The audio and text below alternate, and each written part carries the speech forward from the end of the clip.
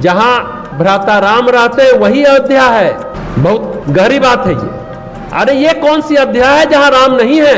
ये अयोध्या में राम नहीं है तो ये अयोध्या नहीं है। जहां राम है वही अयोध्या है, ये भरत कहते हैं। तो कोई हाथी से जाता है, कोई घोड़े से जा रहा है, कोई पालकी से जा रहा है, वहां पर भरत जी क्या कहते हैं? सब साधन है जाने के, लेकिन मेरे जैसे भी तो साधनहीन लोग हैं, स्वयं पैदल चलते हैं, किसी साधन का अवलंबन नहीं लेते हैं। क्यों नहीं लेते हैं? अरे साधनहीन को तो भगवत कृपा ही पार लगाती है। सबसे पहले साधनहीन को ही भगवान पार लगाते हैं। सबसे पहले कृपा भगवान की साधनहीन पर होती है। जब हम राम कथा कहते हैं और सुनते हैं राम कथा, और राम कथा के श्रोता और वक्ता यहाँ बैठे हैं, जहां भी राम कथा होती है, वक्ता और श्रोता होते हैं, वहां दो की उपस्थिति होती है, एक हनुमान जी की और एक तुलसीदास जी की। ये बात जान लीजिएगा। जहां भी राम कथा होती है, हनुमान जी वहां कोढ़ी के रूप में, बूढ़े के रूप में वेश बदल करके रहते हैं, और वहां गोस्वामी तुलसीदास जी भी रहते। तुलसीदास जी उन भक्तों के भीड़ में बैठे रहते हैं, और उनके गुरु कौन है? हनुमान जी। उन्होंने सिखाया।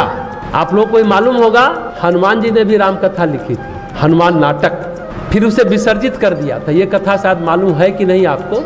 दिन भर युद्ध करते थे, रात में पत्थर पर नख से रामायण लिखते थे।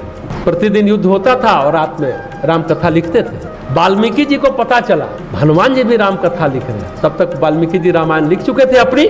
तो बोले कि सुना है हनुमान, तुम भी राम कथा लिख रहे हो, जरा देना, हम भी पढ़ना चाहेंगे। अरे अरे, आप जैसा विद्वान मेरी राम कथा को पढ़ेगा, इससे मेरा बड़ा सौभाग्य क्या होगा? वो भाग्य हमारा कि आप मेरे राम कथा को पढ़ेंगे। जैसे जैसे पढ़ते गए वाल्मीकि डिप्रेशन में चले गए, दुखी हो गए, रोने लग गए। जब पूछा कि आप रो क्यों रहे? तुम्हारे राम कथा में इतनी रहस्यमयता है कि मेरी रामायण को कौन पढ़ेगा? तो हनुमान जी कहते बस इतनी सी बात है। आपने चित्र देखा होगा, जनरली हनुमान जी का चित्र संजीवनी बूटी लिए हुए रहता है, फोटो, कैलेंडर। एक चित्र आप देखिएगा कि एक हाथ में पत्थर का छोटा छोटा टुकड़ा है, एक कंधे पर कोई ऋषि बैठा हुआ है। ये चित्र भी है। तो बचपन में हम ये सोचते थे कि लगता है बनाने वाला संजीवनी बूटी जो हिमालय पहाड़ पूरा संपूर्ण हुआ, टुकड़ा टुकड़ा क्यों दिखा रहा है? लगता है कुछ चढ़ा लिया। मुझे बचपन में जो हम सोचते थे वो आपको बता रहे हैं। बाद में ये प्रसंग मालूम हुआ तो समझ में आया कि राम कथा जो भगवान की कथा को हनुमान जी ने लिखा और वाल्मीकि ने पढ़ा, वाल्मीकि दुखी हो गए, बोले बस इतनी सी बात है ऋषिवर, आप क्यों परेशान होते हैं? एक कंधे पर उनको बिठाया, दूसरे हाथ में पूरा जो राम कथा लिखी थी पत्थर पर ले जाकर समुद्र में डुबो दिया और कहा कि आज से ये रामायण कोई नहीं पढ़ेगा, आपकी रामायण, वाल्मीकि रामायण ही जग में प्रसिद्ध होगी, युग युगांतर तक पढ़ी जाएगी। आज तो हम लोग जरा सा कुछ खोज करते हैं तो तुरंत पेटेंट कराते हैं। हनुमान जी ने पेटेंट नहीं कराया, अपनी राम कथा को हनुमान जी पेटेंट नहीं कराते हैं। वाल्मीकि जी के कहने पर कि आपकी राम कथा इतनी अच्छी है, इतनी सरस है, फिर मेरी कथा कौन पढ़ेगा? डिप्रेशन में चले गए वाल्मीकि जी। तो हनुमान जी ने कहा कि बस इतनी सी बात, और अपने राम कथा को समुद्र में डाल दिया, सारी शिलाएं पत्थरों को डाल दिया। अब देखिए क्या कहते हैं डालने के बाद हनुमान जी वाल्मीकि जी, मैंने यश के लिए नहीं लिखा था, मैंने प्रसिद्धि के लिए नहीं लिखा था। महाराज राम कथा आपने लिखी, आपने कही, आपने सुनाई, बस हो गया।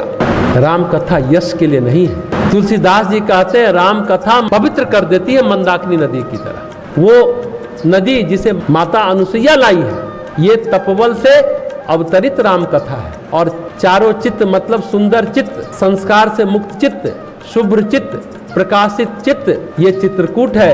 राम घाट से चलते हुए स्फटिक शिला की ओर, तो बीच के रास्ते में आज भी कहते हैं रामवन मिलता है। वो रामवन बड़ा महत्वपूर्ण है, जहाँ भक्ति बह रही है, बरस रही है सावन के मेघ की तरह। तो हरा भरा वन जो है वही सीता माता और राम जी वहाँ विहार करते हैं। तो गोस्वामी जी खड़े हो जाते हैं, हम भी हैं महाराज, हमारी भी सुन लो, आप सबकी सुनते हो, हमारी भी सुन लो। तो ये प्रसंग बड़ा अद्भुत है। ये वाल्मीकि रामायण, ये आध्यात्म रामायण में ये जो प्रसंग हम लोग 7 दिनों 8 दिनों तक चर्चा करेंगे, वहाँ नहीं है, न अध्यात्म रामायण में है, न वाल्मीकि रामायण में है। जीवन सत्य का, जीवन तत्व का, भक्ति का, ज्ञान का, वैराग्य का दिया जल रहा है, तो जहाँ ये प्रसंग है वो गोस्वामी जी की साधना के दिए जल रहे हैं। ये जीवन विद्या का दिया हम सबके जीवन में भी उजाला देने वाला है। ध्यान पूर्वक अगर 8 दिनों तक हम ये सुनते हैं, ये गोस्वामी जी की अनुभूतियां हैं, उनका अनुभव है, उनका निचोड़ है जो रामचरितमानस में प्रकट हो रहा है। तो इस बार का जो हम प्रसंग कर रहे हैं वो रामचरितमानस में सत्संग की एक रात का है। इस एक रात में लक्ष्मण और निषाद राज बैठे हैं, लक्ष्मण जी प्रहरी हैं, निषाद राज भी पास आकर बैठ जाते हैं।